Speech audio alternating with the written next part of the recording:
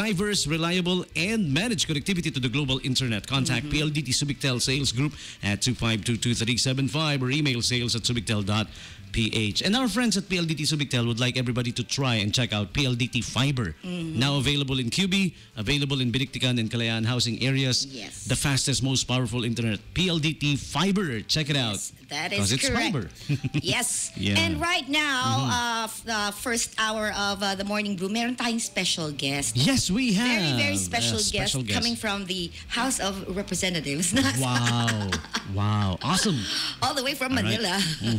Ito po Okay. ay, ang ating pong special guest ay si Congressman Bravo. All right. Hello, sir. Good morning po, sir. Good morning. Good morning, Tao G. Good morning. Opo. Congressman, ano nga po ba ang first name niya? Anthony. Congressman Anthony Bravo. He has a At cool last name. Oo Sorry nga for cutting you. Parang si Johnny Bravo. Ano? Oo nga What's your family name? Bravo. Oo nga Bravo! Yeah. Yes, Nice. opo. At si Congressman ay representante po ng Co-op Natco Party List. Co-op Natco. Co-op Natco. That spells Party List. NATTCO. Am I right? Yes, Co-op oo. Natco stands for National Confederation of Cooperatives. Ay, wow. National Oo, Confederation. Marami tayong kooperatiba rito. Tapos, ito yung konfederasyon ng mga kooperatiba na yun. Yes, oo. Nire-represent. That means all cooperatives must be something like under nire-represent that po ni umbrella. Congressman. Actually, yung Co-op Natco, to start with, para malaman ng ating mga tagapakinig. Okay. We started from Confederation of Cooperatives. And now, it's the biggest confederation of cooperatives in the country. Biggest. We started 1977. 1977, ilang taong ka A lang. long time ago. I was just 4 years old back then. Yeah. So, nuknukan ng maraming experience. Nuknukan Oo talaga, naman. di ba? Since Tagalog tayo ngayon. 1977. Oo. Alright. At ano po ang parang ginagawa ng grupong ito para sa mga kooperatiba po? Itong grupong pong ito, samahan ng mga primary cooperatives kasi confederation siya. Ngayon nagbuklod-buklod para i-address yung mga issue, mga best practice to share best practices. Then in 1998, na-open yung batas doon sa party list. Ay, okay. Opo, So, nagkaroon na po ng representation ang mga kooperatiba. Opo. So yung Natco Network is a business entity of cooperative. Kailangan natin may protection. Yes, Okay. opo. So, given with the opportunity that being offered by party list, wherein you can advance your interest in terms of legislation policy reform Opo. in Congress. Alright. In 1998, na-form po yung Co-op Natco Party List. Inadapt namin yung pangalan ng samahan ng National Confederation. Okay. Si, opo. So, doon nabuhay. Then we ran in 1999, we won. One seat. So, One from the seat. very start of the implementation of the law, Wow. One seat. up to present. So, starting 2007, dalawa na pong representative. Okay. I have a follow-up question to that. Now, sir, ano-ano ang mga panukalang batas Na so far na naipasa na. naipulong? This is naipulong ng Co-op Alam na, Natco. nagbabasa ka. At anong epekto nito sa pagsulong sa pag-unlad ng mga kooperatiba Opo. sa buong bansa? Opo, na marami-rami na rin po ang mga naisulong na mga panukalang batas. Pero ang pinaka-significant po dito, yung Republic Act 9520. Ito yung amendment ng Republic ng 6938. It is the Cooperative Code of the Philippines. Okay. Dito po nakapaloob yung tax exemption ng mga kooperatiba sa buong bansa. So hindi lang po yung membro ng Natco Network or Co-op Natco Party List yung nanginabang dito sa panukalang batas na naisulong natin na naaprubahan in 2008. So lahat po ng kooperatiba sa buong bansa tax Yes. exempt. Opo. Tax exempt. Tax exempt. I But was you about have to to go back to comply. that. But you have Yes, to comply certain provision in the Yeah, right. Opo. to avail of the tax exemption. Opo. Para sa mga hindi nakakaalam kung ano ba talaga ang kooperatiba kasi syempre normally ang mga kabataan, syempre hindi nila ano yung kooperatiba, sinong bumubuo ng kooperatiba? Ano po ba ang mga sektor na pwede pong bumuo ng kooperatiba? Wala pong pinipiling sektor ang ating Yes, kooperatiba. opo. Kooperatiba. Merong kooperatiba para sa mga teachers, merong kooperatiba para sa mga farmers, wherein ito po yung ating nire-representa sektor. Depends on Farmers sector. Cooperative, oo. So, merong kooperatiba ng mga estudyante na Yes. Nagbubuklod-buklod ng kapital para magtayo ng isang negosyo. Because we treat our cooperative as business enterprise. Yes, oo. So, ibig sabihin, pag ang isang sektor, like for instance, mga students, mga teachers, bumubuo ng kooperatiba, ito ay for business purposes para share po sila Opo. ng kapital at ng And revenue in from their revenue. business. Yes. Yun Yun po, ang yun po. ibig sabihin ng kooperatiba. Kaya pwede yung mga nanay, di ba? Pwede po. Pwede mga nanay magbuo ng kooperatiba. There is a Komunidad. women's cooperative. Oo. Meron po. Merong disabled Yes, opo. Oo. with persons with disabilities, I mean, Oo. na kooperatiba. Yeah. Oo. So, yung kooperatiba po natin across sector. Across sectors, oo. So po pwedeng mag-form ng kooperatiba kayo, mga Like DJs. the DJs and the employees of the SBMA. Oo, Meron may- po. Actually, meron na. Meron Oo, sila. meron na. Meron po tayo sa Bicol Cooperative of Broadcasters. O diba? Dapat may ganun din tayo dito. Broadcasters. Yeah, Oo. nice. That's Yeah. nice. Pag ganun po ba, kailangan po ba na parang pinapagpaalam pa to sa KBP? Mas mga alam ng KBP naman. Oo nga, dapat Alam ng lang. KBP. Oo. Mas maganda naman yung kung sino man yung mga kanino ka under na mas magandang alam ng palagi. If you kung sakaling parang what I'm trying to say is parang ang starting point yata ng mga kooperatiba. Parang kung dumaan ka dyan sa ganyan. I mean, lahat naman tayo naging estudyante. Naalala niyo ba noon yung mga paluwagan? Oo nga, yun nga, iniisip Parang ko. yun yung parang nagtutulungan kayo. yun po no? Oo. Parang eto na that trains Pulling you. together. Oo, Yeah, yeah, pulling yes. together Opo. resources Yeah. para kumita. Yes. Tsaka meron din mga produkto yata if Meron ever po. yung mga kooperatiba na Meron, binibenta para sa kanilang negosyo, 'di ba? Meron po tayong consumers cooperative. Opo. Meron tayong producers cooperative. Meron tayong mga electric co-ops. Meron tayong Electric credit co-ops. cooperative. Marami pong klaseng Maraming kooperatiba. klaseng kooperatiba, oo. Dahil syempre depende naman kasi syempre sa sa cost of living ngayon, 'di ba? Po congressman, kailangan po mag-pool ng resources 'di ba? Mahirap. Kaya ay sir, ano po ba ang mga programa nyo ngayon? Sa ngayon po, mayroon tayong isinusulong na programa. Ito yung cacao production sa Ayun, farming. oo. Cacao production. Yun po ang rason, yun po ang dahilan kung bakit nandito po kayo. Actually po, yan po. Dahil gusto Yes. nating tugunan yung panawagan ng aking kaibigan dito, si Army, Aha. na iparating po kung maaari yung programa ng ahensya ng gobyerno dito sa ating mga IPs at iba Yes. pang mga farmer Opo, dito yung mga sa marginalized tatlong sectors. lalawigan, Bataan, Zambales at saka yung kalapit na Opo. probinsya. Ano po tong cacao production po na ito? Ang cacao production po, basically yung cacao is used for chocolate. Oo.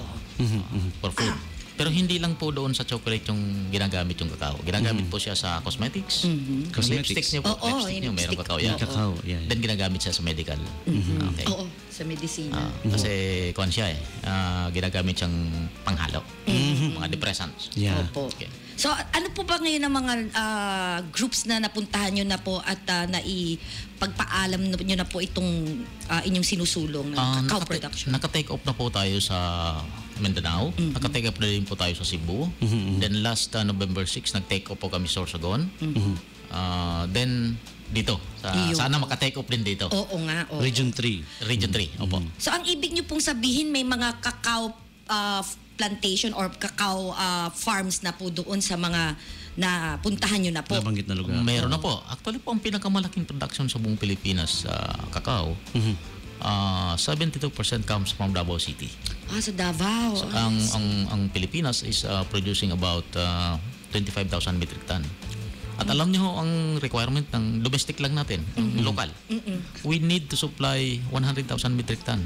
I see. So, yun Kung talaga. kung gusto nating ma-meet ang domestic requirement. And worldwide, ang requirement po umaabot na ng almost 1 million ang deficit. May deficit na. Yes, So, ma'am. ang ibig Kaya sabihin, ito yung opportunity kulang. para sa atin. Yeah. Oo, Good kulang opportunity. din production. So, mas maganda. Kulang Yeah. na po. Oo. Ay, maganda po yung So if ginagawa we're gonna po push for ninyo. it, talagang may katutunguhan na Oo, dahil oo. kumaga hinihintay na.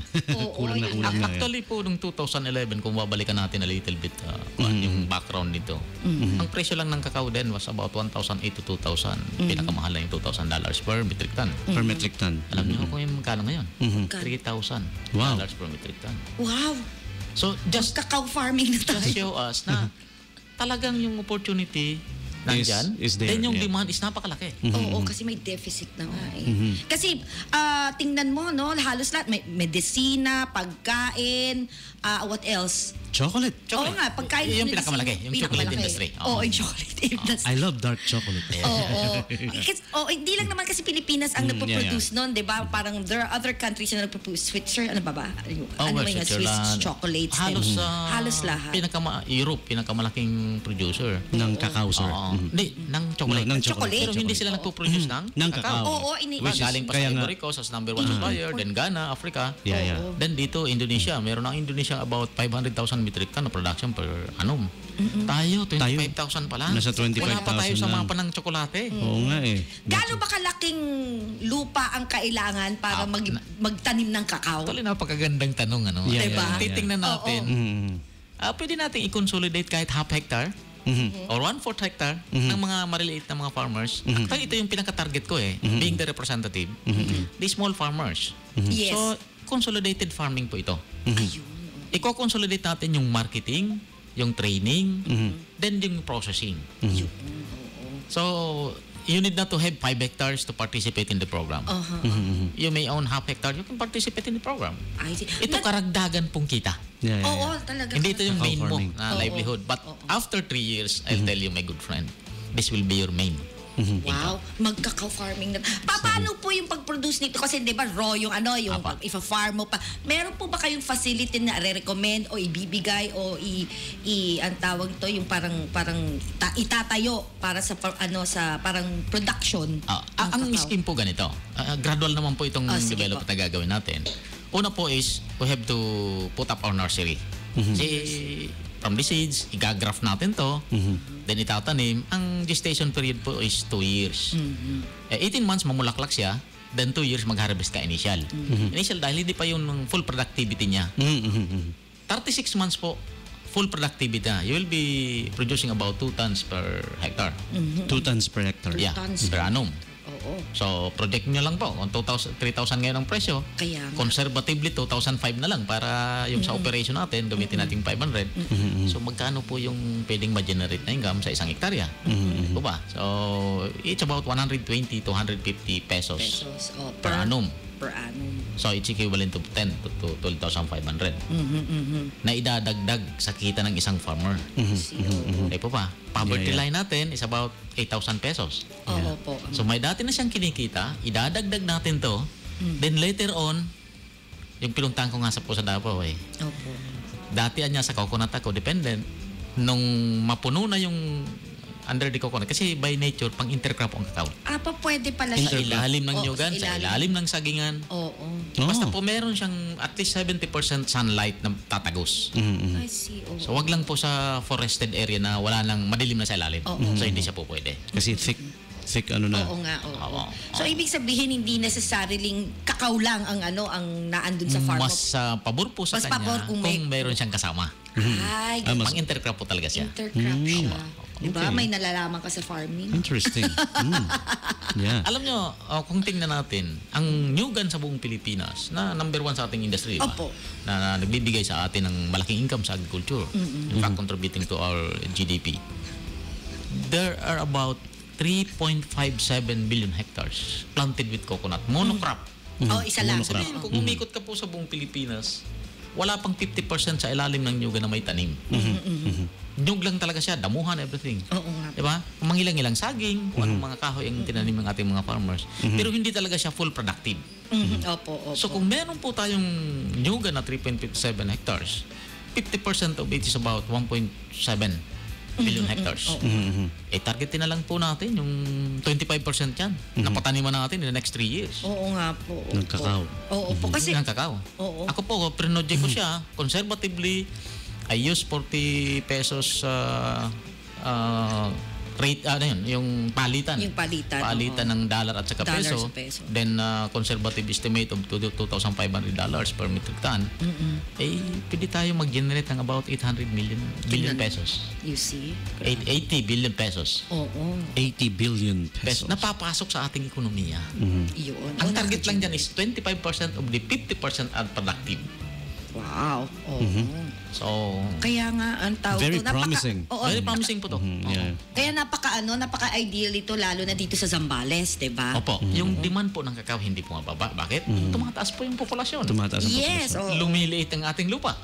Dahil binabahayan, Yun. ginagawa sa industrialization activities. So, ibig sabihin po, yung production natin, I don't know, kung talagang kayang emit yung 1 million metric ton projected deficit by 2020. Opo, tsaka marami pong lupa dito sa actually yung mga may mga idle na mga lupa na Marami pwedeng po. marami. In fact, dito lang po sa tatlong probinsya na to, Bataan, dito sa Zambales, and Pampanga. Pampanga, we can consolidate about 5,000 hectares.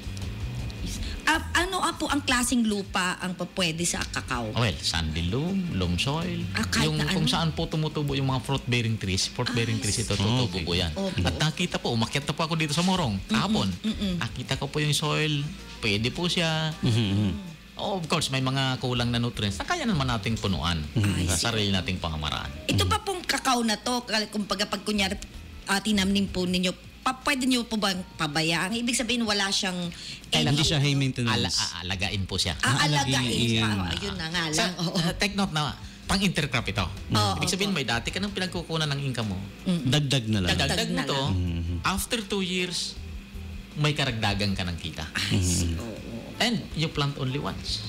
Only once. Only once tapos And harvest only once. It will, the lifespan will be about 30 to 40 years depending on how you care for it. Wow. So ibig sabihin tubo lang po siya ng Tubo lang ng tubo. Bunga ng bunga. bunga ng bunga. Sorry May- mali. may- bunga lang siya ng bunga. Oo. Ano usually ang season niya, sir? Na pag Continuous po ang nagbubunga siya? pagbubunga nito. Kaya lang meron Walang siyang- season-season? Wala pong season-season. Pero meron po siyang nagde-decline talaga yung productivity niya. Pero meron ka pa rin. Meron ka pa rin. Pero ang full productivity niya, kasi meron kaming model na 4 hectares. Pag full productivity po yung harvest, a week, nag-i-income po ang farmers ng 30,000. A week. A week. Sa 4 hectares. Wow. So Nice. it's about 7,500 per hectare. Wow.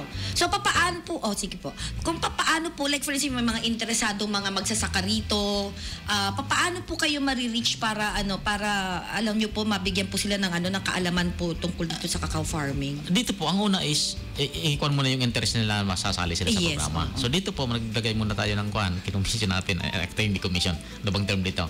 Pinakiusapan natin si Miss Army. Si Miss Arby Llamas. Kung pwede siya muna maging focal person dito. Para meron tayong, pag may nangangailangan ng impormasyon sa kanya, then ipabato po sa amin. Opo. Oo. Tamang-tama po kasi marami po dito ng mga upland farmers Opo. na inaalagaan po ng SPMA. Rolling or Start- heli lots, farm Opo. lots, pwede po. Bulubundukin po kasi ito kaya po pwedeng po yan. rolling, di ba? Pwede po, Oo, pwede kasi po. may mga fruit bearing. Huwag lang po doon sa stagnant yung tubig. Ayun, oo. Pero Basta sa kailangan bundok niya ang pwede. tubig.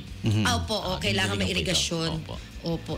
So, ang tawag nito, paano po, pag makikipag-coordinate po sila kay Miss Miss Army, Army, para po malaman po ninyo kung saan po kayo pupunta, Opo. kung sino po yung mga grupong... Opo. So, pag na-consolidate na po natin kung ilang farmers yung ang sasali, pupunta po ang team, i-orient sila doon sa project. Opo.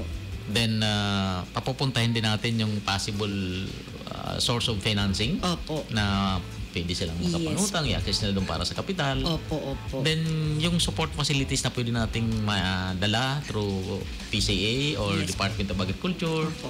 yung support facilities na kailangan. Opo. So, kasama po siya doon sa usapan. Ay, ganun po. So, ang role ko po dito is to link them to the market, Opo. link them to the national government agency that caters for this program. Opo. Wow, ang ganda-ganda po. Napakaganda po nitong programa ninyo kasi normally dito puro rice puro Yeah. bigasan ng ang tawag to rice fields. Opo. Pa pwede pong may ibang mga farmers na pa pwede pong mag-focus ng intercropping. Intercrop. Opo, yung mga Intercrop. may mga buko. Nakapokus po kasi talaga tayo sa... Anyway, staple food talaga yung bigas. Staple. Nakapokus tayo Opo. doon. Pero kung tingnan mo po, magkano lang yung kinikita ng ating farmers. Sige. Di po ba? Tanim ka ng tanim. Yun nga po. Kung maswerte, makapagtatlong taniman ka ng isang taon, okay po yun. Pero in most cases, generally, dalawa lang. Oo, sa isang taon. Kapital ka na naman ng ganito kalaki, tanim ka, then after 4 months, Opo. ani ka, hintay ka ng kunting buwan para doon sa preparation, tanim ka na naman ulit. Ito po, one time lang. One time. Kasi Yeah. puno po Yeah, ba yeah. siya? Puno po siya. Puno Kahoy siya. siya. Puno siya. Punong kahoy. Kahoy siya, Punong oo. kahoy. Kaya matibay. So, para rin siyang fruit bearing. Fruit bearing tree siya Oo, actually. fruit bearing Actually tree po, talaga siya. Qualified siya doon sa National Greening Program ng DENR. Mhm. National So meron tayong programa sa DENR na pwedeng i-apply dito. National ano po? National Greening. Greening. Greening. Pwede po Greening. siya like yung mga ano sa mga what you call that reforestation. Opo. Ay, Sa, sa mga tree planting Pwede po. activities. Planting. Yeah. Hanap tayo ng mga reserve, government reserve production areas. Then, pataniman natin. Yeah, pwede. Oo nga. Pwede. Dapat Sayang yung land. hindi ba madalas tayo nagti-tree planting? Dapat pala isa sa mga sa Ito mga maganda. buto na na Every- kinuha natin kakao. Every Thursday, we have a tree planting activity Yes, oo, at we the do have- Mount Santa Rita Reforestation Oo, area. meron po doon malaki po ang reforestation Every Thursday po area yan. na yun po Maganda sa po. Santa Rita So, po. kaya lang, kung meron na siyang mga kahoy na medyo Meron na madilim, nga po. talagang shady na, hindi po Opo. pwede yung kakao. Hindi po So, pwede. yung mga nag-uumpisa pa lang na open areas, Actually, maraming Pwede. open areas. Marami. maganda po doon. sa Santa maganda. Rita. Oo. Malayo po yun yung papunta doon sa sa tower. Sa na. tower. Yeah. Oo. Mhm. Yun. Mount Santa Rita. Uy, napakaganda po nitong nitong project ninyo po. Ito po ay magandang tingnan, magandang pakinggan, pero mas maganda po ito kung sama-sama, tulong-tulong, at ilagay talaga yung action. Opo. Gawin. Yeah. Opo. Dahil hindi lang ito parang what you call that, yung parang ma-renew po yung yung ating mga forests, nature. Yeah. Kasi parang alam mo tanim ito tanim At saka hindi mo siya puputulin. Oo. Yung mga technique natin kahoy like nara, mahogany, Napuputol siya. after 10 years, 12 years, puputulin mo siya dahil, di ba? Dahil Kasi gagamitin mo na. Gagamitin mo siya. Aanihin mo na. Anin mo. Oo. Yung pa lang, kikita ang farmer. Ito po, after 2 years, meron ka Meron ng ka na. kahoy, meron ka pang prutas, meron pang pinagkukunan ng hanap buhay yung ating mga kasamang At mataas ang demand. At mataas ang mataas. demand. Sure ang market po. Sure ang market. So, ang Yeah, design po that's natin nice. dito is, ika-cluster natin ang bawat magkakalapit. 25 farmers, titraining sila. All through po yung training dito. Hindi lang isa lang dalawa. Hanggang doon po sa 24th month. Para makabisa nila yung pest management, plant management. May pruning po ito. May constant pest management din. Meron po, kasama po siya. That's nice. Kumpleto. Ang market po natin ang magpo-provide ng technician kasi silang may technology. Opo. So kasama siya from the very start doon sa discussion hanggang doon sa implementation. Wow. So, dito po sa SBMA, at paano po ba makakatulong ang SBMA? Ay malaki po ang may tutulong ng Opo. SBMA being the host. Oh, yes po. Oo. Una po, baka pwedeng sa aspeto ng support facilities. Yung mga drying pavement. Speaking of drying, We meron have- po kasing dito, parang Yeah. facility, pero it's more on sa palay. Palay. Meron silang parang bagong ni-launch na drying facility para sa palay para hindi na daw ilagay sa Yeah. sa May pavement. flatbed ba yun? So, Flat- oo, Medyo yun. advanced daw Ano na, siya? yeah. Oo. Flatbed siya pero meron siyang takip. Ang tawag to pero solar powered siya. siya. Okay. Solar powered. Uy, maganda siya. yun. Opo. So, ang Grain Pro ito. Yeah, Grain yung Pro. opo. Maganda po High-tech yan. stuff. Yes, kasi may mga For farmers. may mga locators po like yung Grain Pro po na nagde-develop po ng mga tools and equipment for farmers po. Wow. Opo. Kung pa pwede po sana if ever na ma-introduce ang cacao farming po dito, baka sakali Baka, yeah. ano po din sila maka-develop ng technology para kasi ano po din to yung cacao pinapatuyo din po ito parang rice. Parang rice siya pero may preparation siya bago may sa drying. preparation. You have to ferment it. Ferment. May fermentation. Opo. Alam niyo pa pag pinerment niyo siya, yun ang makukuha niyo yung halimuyak ng tsokolate. Okay, Ang okay. sarap. Diba? Yung meat The- niya sa babaw. Oo, opo. Yun, The chocolatey aroma Yun po ang liquor. can be attained through that fermentation process. Ferment process. pa, Yeah. Alright. I see. Wow, if only I have land. Oo nga Kasi eh. traditionally, di ba? Yeah. Conventional natin. Yung Yes. kakao inuugasan natin pag nabiyak, Opo. then bilad sa semento. Opo, Yun lang. opo, opo. Yun Yun lang. lang. Ganun yung proseso. Pero mas If you want maganda the dumaan muna quality fermentation. beans, i-ferment mo siya. Kasi pag hindi mo siya ferment, yung 30% ng value ng kakao mo, wala na. Oo. Now, for those who don't know, what are all the things we need for fermentation? Oo. Well, it's a box, fermentation box. Ituturo po ito actually sa process. Okay. I see. Marami pa rin palang proseso. Maraming pero pagkatapos nun, Tinanong na natin, sir, inaral na natin, no? Oo nga eh. Kasi hindi Well, it's so kasama yun interesting. kasama kasi yun sa production cost. Opo. So if-factor in mo yun pag kunyari binenta mo siya, 'di ba? Yun. Kaya Opo. talaga naman business 101 ito. O sige po sir. Pero ang ina-encourage ko po dito, Opo. kasi alam naman natin yung ating mga IPs na ina-address Opo. natin yung mga pangangailangan at saka gusto indigenous. mabago yung Opo. kanilang mga pamumuhay, madagdagan ng income. Hindi pa sila masyado organized, though Opo. meron silang sariling organisasyon, pero hindi siya business enterprise as organized. Opo. So, big sabihin, non-bankable yung organization.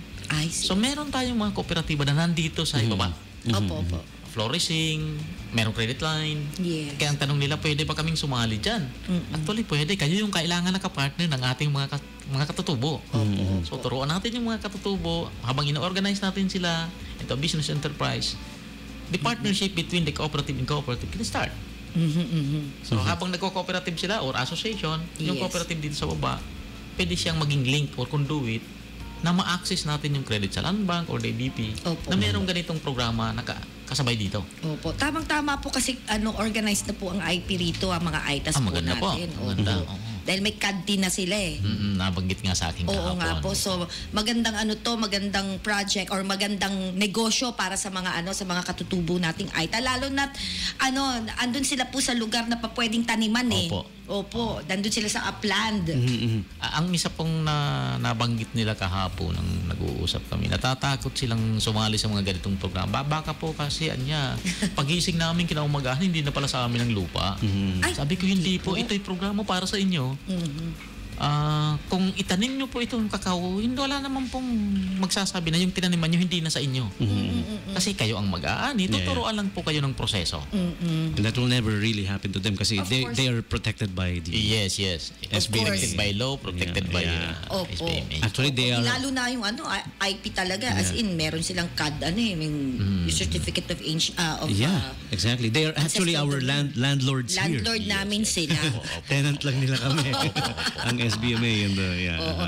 Okay, so Congressman Bravo, ano po ang anyayahin niyo po yung mga ating mga listeners kung sino yung mga interesado pong ma-avail po, lalo na yung ating mga magsasaka. So sa lahat po ng mga nakikinig dito sa mga kalapit na probinsya, lalo na po sa Zambales, Bataan at saka Pampanga. and we can even reach as far as Bulacan, sir. Or sa buong rehiyon ng Region 3. Yung mga gustong sumali po sa programang ito, actually po hindi ito programa ng COOP-NATCO. Programa ito ng ating gobyerno. Ng gobyerno, Ang oo, role lang po ng gobyerno. COOP-NATCO rito is ipaalam sa ating mga magsasaka, merong ganitong programa, ito yung oportunidad na naghihintay sa atin. Opo. Sumali tayo kung nakikita natin at naniniwala tayo na may pag-asa pa sa agrikultura at ako'y naniniwala po na Ako rin po. nandiyan pa po sa agrikultura ang ikakaasenso ng ating mga kababayan. Ako rin po kasi parang nakakalungkot po yung palagi na yung mga agricultural lands natin parang nako-convert into lalagyan ng Condominium, ng subdivision. Nanghihinayang ako. Opo. Water park. Hindi natin talaga maiaalis yun na parte ng development. Part of Opo. Pero progress. ito pong mga idle lands na pwede pa nating gamitin na maging mas produktibo, mapakinabangan ng ating mga katutubo at iba pang mga magsasaka ay pakinabangan natin habang hindi pa ginagamit. Opo. Nako, maraming salamat po Congressman Bravo at Maraming salamat nandito po din po. kayo at nalaman po namin yung napakagandang program ng government para sa ating mga kooperatiba, sa ating mga magsasaka. Opo. That's Diba nice. po? Nice. Maraming salamat din po Maraming sa salamat po, pagkakataon sir. ito. Sir, meron po kayong babatiin or ano ba? Binabati ko po yung mga miyembro na kooperatiba sa buong Region 3. Ang amin pong actually yung pinaka-leader namin dito is si Miss Lani. Miss Lani. Sa Bulacan. Sa Bulacan. Oo. Dito po ba sa Zambales, meron po ba kayo? Meron kami mga member dito. Hindi ko lang po may isa-isa dahil Opo. actually po last 2013 dito ako nag-conduct ng orientation sa Angeles City. I see. At nakapag-attend po yung representative ng SBMA Cooperative. Ganun po. Opo. Kagabi na met ko po sila. Sabi ko, naalala na pa nila. Nagkaalalahan kayo. Nagkaalalahan. At saka maganda po yung performance dito ng cooperative. In fairness, malaki po ang maitutulong kung sila po ay makakasama natin sa usaping ito at kasama doon sa implementasyon. Salamat. Maraming salamat po, Congressman Bravo. Maraming at salamat po. mabuhay po kayo at sana po maging successful po tayo dito sa sa ating cacao farming. Go cacao farming. Go cacao. Go cacao tayo. Nice. Maraming salamat po at kasyan tayo ng mahal po. Thank you. Okay, Alright. Yun po ay si Congressman Bravo. At nako, kung ikaw po ay interesado, you just have to probably coordinate with Miss Army Llamas of the Public Relations Department. The SBMA PRD. Oo, para maka-reach sila dito sa kay Congressman Bravo. Okay. So Okay. yung mga farmers na kapatid natin. Yes. All right. Okay, so We'll go back to... we'll be going back to the Morning Brew, and when we come back, we're gonna do the Triple W News, right? I don't know. Holidays and observances. Holidays and observances first, and Triple W And News. the famous birthday segment. Oh, yes. For the meantime, let's start playing all the requested songs. Somebody asked for a Pink song. Here's True Love featuring Lily Allen. 895 My Subic Bay Radio.